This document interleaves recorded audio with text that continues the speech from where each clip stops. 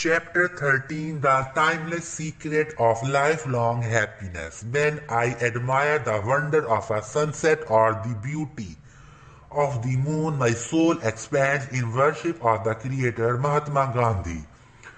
It had been over 12 hours since Julian had arrived at my house the night before to share the wisdom he had gathered in Sivana. Those 12 hours were without a doubt the most important of my life. All at once I was feeling exhilarated, motivated, and yes, even liberated. Julian had fundamentally changed my outlook on life. With Yogi Raman's fable and the ageless virtues that it represented, I realized that I had not even begun to explore the riches of my human potential. I had been squandering the daily gifts that life had thrown my way. Julian's wisdom had allowed me the opportunity to come to grips with the wounds that were keeping me from living with the laughter, energy, and fulfillment I knew that I deserved. I felt moved. I will have to leave soon. You have commitments which are pressing on your time, and I have my own work to attend to. Julian said apologetically, "My work can wait. Unfortunately, mine can't," he said with a quick smile. "But before I leave, I must reveal the final element of Yogi Raman's magical fable. You will recall that the sumo wrestler who walked out of the lighthouse in the middle of a beautiful garden with nothing more than a pink wire cable covering his private parts, slipped on a shiny gold stopwatch and fell to the ground. After what seemed like an eternity, he finally regained consciousness when the marvelous fragrance of the yellow roses reached his nose. He then jumped to his feet in delight and was astonished to see a long, winding path studded with millions of tiny diamonds. Of course, our friend the sumo wrestler took the path and in doing so lived happily ever after. Seems plausible, I chuckled. Yogi Raman had quite a vivid imagination. I will agree. But you have seen that his story has a purpose and that the principles it symbolizes are not only powerful, they are highly practical. True, I agreed without reservation. The path of diamonds then will serve to remind you of the final virtue for enlightened living. By carrying this principle with you through your daily work, you will enrich your life in a way that is difficult for me to describe. You will begin to see the exquisite wonders in the simplest of things and live with the ecstasy you desire. And by carrying out your promise to me and sharing it with others, you will also allow them to transform their world from the ordinary into the extraordinary. Will this take me a while to learn? The principle itself is strikingly straightforward to grasp. While learning how to apply it effectively in all your waking moments will take a couple of weeks of steady practice. Okay, I am trying to hear it. Funny you say that because the seventh and final virtue is all about living. The sages of Simana believe that a truly joyful and rewarding life comes only through a process they call living in the now. These yogis knew that the past is water under the bridge and the future is a distant sun on the horizon of your imagination. The most important moment is now. Learn to live in it and savor it fully. I understand exactly what you are saying, Julian. I seem to spend most of my daily fretting over past events that I have no power to change or worrying about things to come, which never do arrive. My mind is always flooded by a million little thoughts pulling me in a million different directions.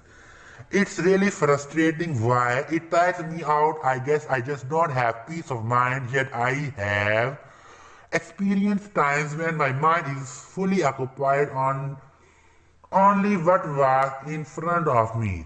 Often this happened when I was under the gun to crank out a legal brief and I didn't have time to think about anything other than the task at hand. I have also felt this kind of total focus when I was playing saucer with the boys and I really wanted to win.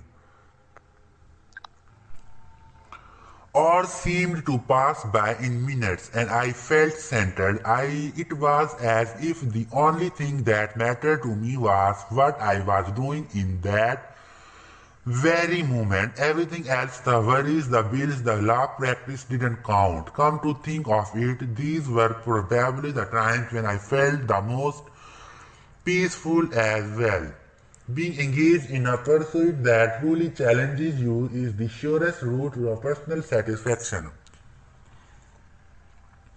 But the real key is to remember is that happiness is a journey, not a destination. Live for today, there will never be another one quite like it, stated Julian, his smooth hands coming together as if to give a prayer of thanks for being privy to what he had just said. Is that the principle that a path of diamonds in Yogi Raman's fable symbolizes? I asked. Yes, came the succinct reply, just as the sumo wrestler found lasting fulfillment and joy. By walking the path of diamonds, you can have the life you deserve the very moment you start to understand that the path you are currently walking on is one rich with diamonds and other priceless treasures. Stop spending so much time chasing life's big players while you neglect the little ones. Slow things down. Enjoy the beauty and sacredness of all that is around you. You owe this to yourself. Does that mean that I should stop setting big goals for my future and concentrate on the present? No, replied Julian firmly. As I said earlier, goals and dreams for the future are essential elements in every truly successful life. Hope for what will appear in your future is what gets you out of bed in the morning and what keeps you inspired through your day. Goals energize your life. My point is simply this: never put off happiness for the sake of achievement. Never put off the things that are important for your well-being and satisfaction to a later time. Today is the day to live fully, not when you win the lottery or when you retire. Never put off living. Julian stood up and started packing back and forth across the living room floor like a seasoned litigator, releasing his final kernels of reason in an impatient closing argument. Don't fool yourself into thinking that you will be a more loving and giving husband when your law firm takes on a few more junior lawyers to ease the burden. Don't kid yourself into believing that you will start to enrich your mind, care for your body, and nourish your soul when your bank account gets big enough and you have the luxury of more free time. Today is the day to enjoy the fruits of your efforts. Today is the day to seize the moment and live a life that soars. Today is the day to live from your imagination and harvest your dreams, and please never ever forget the gift of family. I am not sure I know exactly what you mean, Julian. Live your children's childhood, came the simple reply. Oh, I muttered, perplexed at the apparent paradox. Few things are as meaningful as being a part of your children's childhood. What is the point of climbing the steps of success if you have missed the first steps of your own kids? What good is owning the biggest house on your block if you have not taken the time to create a home? What is the use of being known across the country as a red-hot trial lawyer if your kids don't even know their father? Julian offered, his voice was now quivering with emotion. I know whereof I speak. This last comment floored me, and I knew of Julian was that he had been a superstar litigator who hung out with the rich and the beautiful. His romantic trysts with nubile fashion models were almost as legendary as his courtroom skills. What could this former millionaire playboy possibly know about being a father who could What could he possibly know about the daily struggles I faced in trying to be all things to all people, a great father and a successful lawyer? But Julian's sixth sense caught me. I do know something of the blessings we call children, he said softly, but I always thought you were the city's most eligible bachelor before you threw in the towel and gave up your practice. Before I was caught up in the illusion of that fast and furious lifestyle that I was so well known for. You know that I was married. Yes, he then paused. As a child might before telling his best friend a closely guarded secret. What you do not know is that I also had a little daughter. She was the sweetest, most delicate creature I have ever seen in my life. Back then I was a lot like you were the first time we met. Cocky, ambitious, and full of hope. I had everything anyone could ever want. People told me that I had a brilliant future, a stunningly beautiful wife, and a wonderful daughter. Yet when life seemed to be perfect, it was all taken from me in an instant. For the first time since his return, Julian's eternally joyful face was enveloped in sadness. A single tear began to slide down one of his bronze cheeks and dripped onto the velvety fabric of his ruby red robe. I was speechless and gripped by the revelation of my long-time friend. You don't have to continue, Julian. I offered sympathetically, placing an arm around his shoulder to comfort him. But I do, John. Of all those I knew in my former life, you showed the most promise. As I said, you reminded me a lot of myself when I was younger. Even now, you still have so much going for you. But if you keep on living the way you are living, you are headed for disaster. I came back to this place to show you that there are so many wonders waiting for you to explore, so many moments left for you to savor. The drunk driver who killed my daughter didn't take away only one precious life on that sun-so-8 October afternoon. He took two. After my daughter's passing, my life unraveled. I started spending every waking minute at the office, foolishly hoping that my legal career might be the slave for the pain of a broken heart. Some days I even slept on a couch in my office, dreading to return to the home where so many sweet memories had been laid to rest. And while my career did take off, my inner world was a mess. My wife, who had been my constant companion since law school, left me, citing my obsession with my work as the straw that broke the proverbial camel's back. My health deteriorated and I spiraled into the infamous life that I was engaged in when we first met. Sure, I had everything money could buy.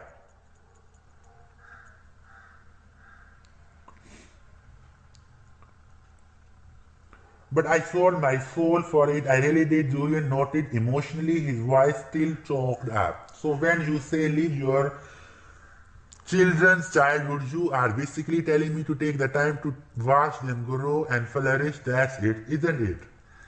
Even today, 27 years after she left us while we were driving her to her best friend's birthday party, I would give anything just to hear my daughter giggle again or to play hide and seek like we used to in our back garden. I would love to hold her in my arms and softly caress her golden hair. She took a piece of my heart with her when she left, and though my life has been inspired by new meaning since I found the way to enlightenment and self-leadership in Savannah, a day doesn't pass without me seeing the rosy face of my sweet little girl in the sullen theater of my mind. You have such great kids, John. Don't miss the forest for the trees.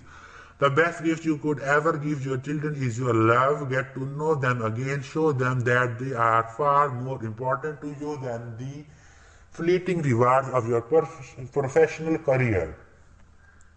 Pretty soon they will be off building lives and families of their own. Then it will be too late. The time will be gone. Julian had a struck a chord deep inside of me. I guess I had known for some time that my workaholic pace was slowly but steadily loosening our family ties, but it was like a smoldering ember, burning quietly, slowly, and gathering its energy before revealing the full extent to its destructive potential. I knew my kids needed me even if they might not have told me so. I needed to hear this from Julian. Time was slipping by, and they were growing up so quickly I couldn't remember the last time my son ended. And I had stolen off early on a crisp Saturday morning to spend the day at a fishing hole his grandfather loved so much. There was a time when we would go every weekend. Now this time honored ritual seemed like someone else's memory. The more I thought about it, the harder it hit me. Piano recitals, Christmas plays, Little League championships had all been traded for my professional advancement. What was I doing? I wondered. I really was sliding down the slippery slope that Julian described. There and then I resolved to change. Happiness is a journey, Julian continued, his voice rising once again with the heat of passion. It is also a choice that you make. You can marvel at the diamonds along the way, or you can keep running through all your days chasing that elusive spot of gold at the end of the rainbow that ultimately reveals itself to be empty. Enjoy the special moments that every day offers, because today, this day is all you have. Can anyone learn to live in the now? Absolutely, no matter what your current circumstances might be, you can train yourself to enjoy the gift of living and fill your existence with the jewels of everyday life. But isn't that a little optimistic? How about someone who has just lost everything they own due to a bad business deal? Let's say that not only are they financially bankrupt, but emotionally bankrupt as well. The size of your bank account and the size of your house had nothing to do with living life with a sense of joy and wonder. This world is full of unhappy millionaires. Do you think the sages I met in Savannah were concerned with having a well-balanced financial portfolio and acquiring a summer home in the south of France? Julian asked mischievously. Okay, I see your point. There is a huge difference between making a lot of money and making a lot of life. When you start spending even 5 minutes a day practicing the art of gratitude, you will cultivate the richness of living that you are looking for. Even the person you spoke of in your example can find an abundance of things to be thankful for, notwithstanding his dire financial predicament.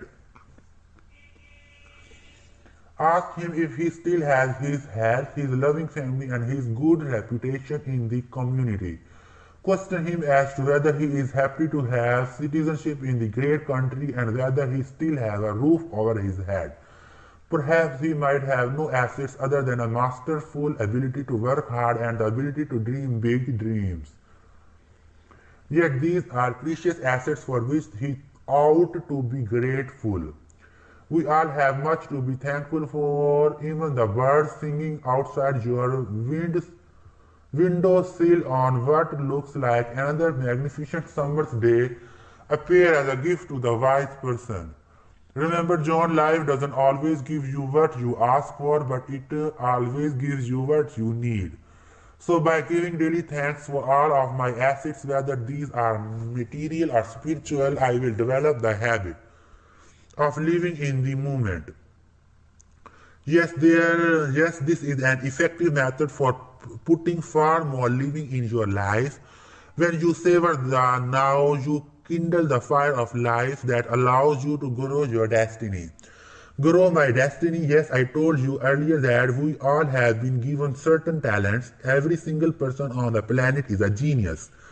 You don't know some of the lawyers I work with. I quipped.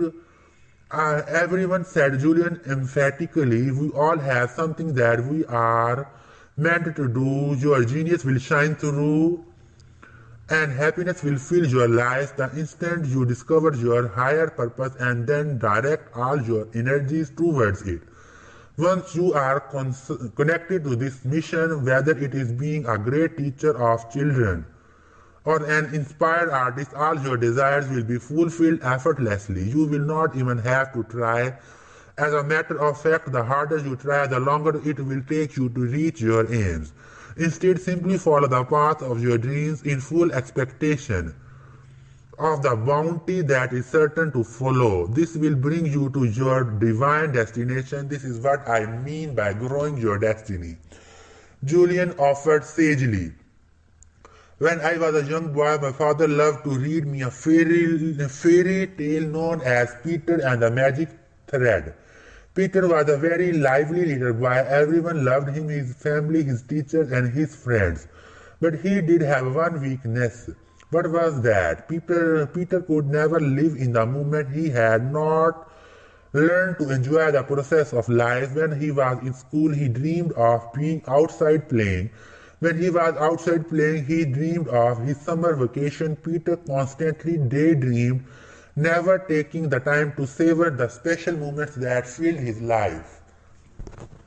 One morning, Peter was out walking in a forest near his home, feeling tired. He decided to rest on a patch of grass and eventually dozed off. After only a few minutes of deep sleep, he heard someone calling his name. Peter, Peter, called the shrill voice from above. As he slowly opened his eyes, he was startled to see a striking woman standing above him. She must have been over 100 years old, and her snow-white hair dangled well below her shoulders, like a matted blanket of wool. In this woman's wrinkled hand was a magical little ball with a hole in the center, and out of the hole dangled a long golden thread. Peter, she said, this is the thread of your life. If you pull that thread just a bit, an hour will pass in seconds. If you pull a little harder, whole days will pass in minutes. And if you pull with all your might, months, even years will pass by in days. Peter grew very excited at this discovery.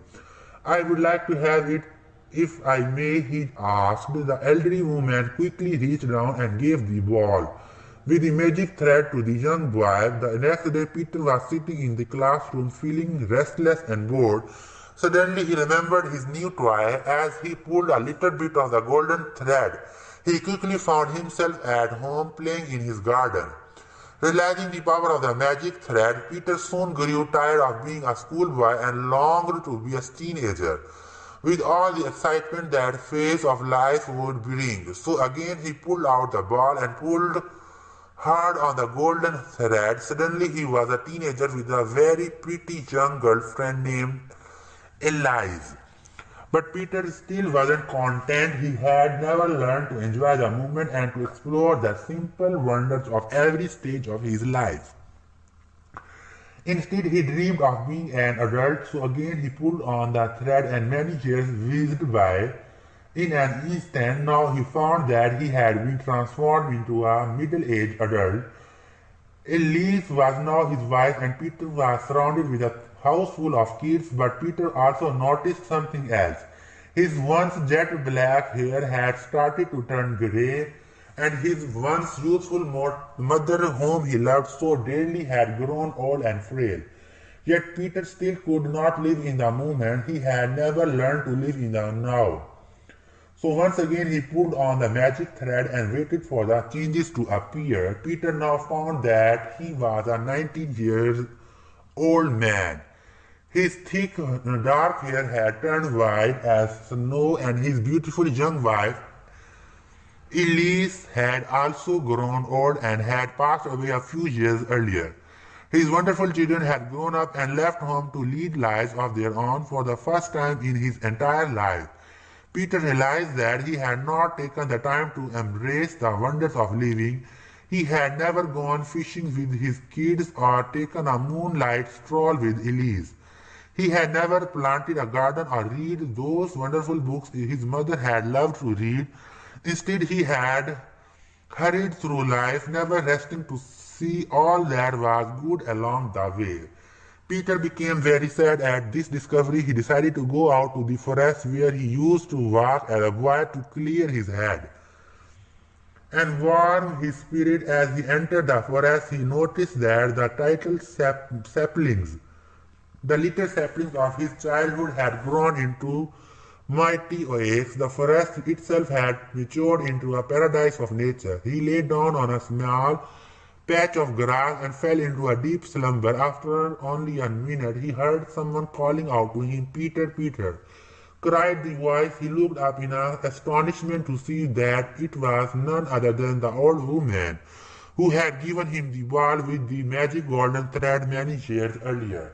"How have you enjoyed my special gift?" she asked. Peter was direct in his reply. "At first it was fun, but now I hate it. My whole life has passed before my eyes without giving me the chance to enjoy it. Sure, there would have been sad times as well as great times, but I haven't had the chance to experience either. I feel empty inside. I have missed the gift of living." "You are very ungrateful," said the old woman. "Still, I will give you one last wish." Peter thought for an instant and then answered hastily, "I would like to go back to being a schoolboy and live my life over again." He then returned to his deep sleep. Again he heard someone calling his name and opened his eyes. Who could it be this time? He wondered. When he opened his eyes, he was absolutely delighted to see his mother standing over his bedside. She looked young, healthy, and radiant. Peter realized that the strange woman of the forest had indeed granted his wish, and he had returned to his former life. "Hurry up, Peter, you sleep too much. Your dreams will make you late for school if you don't get up right this minute," his mother admonished. Needless to say, Peter dashed out of bed on this morning and began to live the way he had hoped. Peter went on to live a full life, one rich with many delights, joys, and triumphs. But it all started when he stopped sacrificing the present for the future and began to live in the moment. "Amazing story," I said softly. "Unfortunately, John, the story of Peter and the magic thread is just that, a story, a fairy tale. We here in the real world will never get a second chance to live life to the fullest. Today is your chance to awaken to the gift of living before it is too late." Time really does slip through your fingers like tiny grains of sand. Let this new day be the defining moment of your life. The day that you make the decision once and for all to focus on what is truly important to you. Make the decision to spend more time with those who make your life meaningful. Reverse the special moments. Revel in their power. Do the things that you have always wanted to do. Climb that mountain you have always wanted to climb, or learn to play the trumpet. Dance in the rain or build a new business. Learn to love music, learn a new language, and rekindle the delight of your childhood. Stop putting off your happiness for the sake of achievement. Instead, why not enjoy the process? Revive your spirit and start tending to your soul. This is the way to nirvana. Nirvana. The sages of Nirvana believed that the ultimate destination of all truly enlightened souls was a place called Nirvana. Actually, more than a place, the sages believed Nirvana to be a state, one that transcended anything they had known previously. In Nirvana, all things were possible. There was no suffering, and the dance of life was played out with divine perfection. On reaching Nirvana, the sages felt that they would step into heaven on earth. This was their ultimate goal in life. Julian observed, his face radiating a peaceful, almost angelic quality. "We are all here for some special reason," he observed prophetically.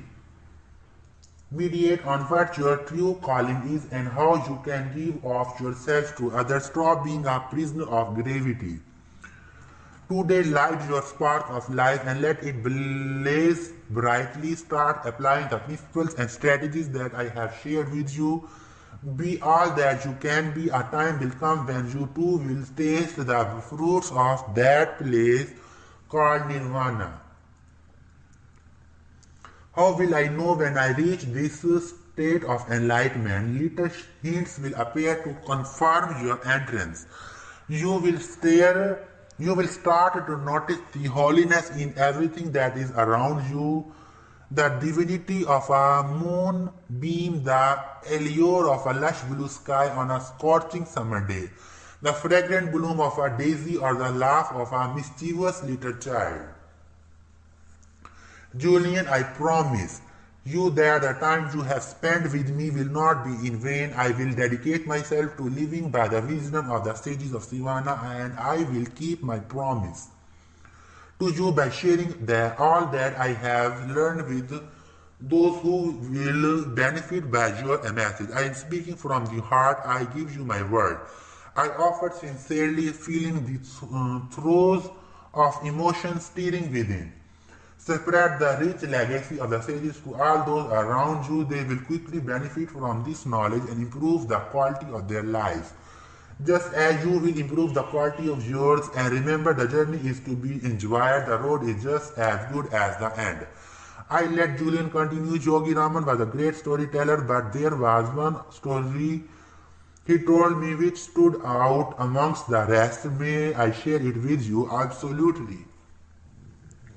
Many years ago in ancient India, a Maharaja wanted to build a great tribute to his wife as a sign of his deep love and affection for her.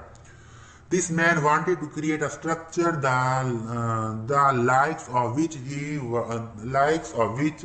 the world had never seen, one that would shimmer across the moonlit sky, one that people would admire for centuries to come. So every day, block by block, his workers toiled in the hot sun.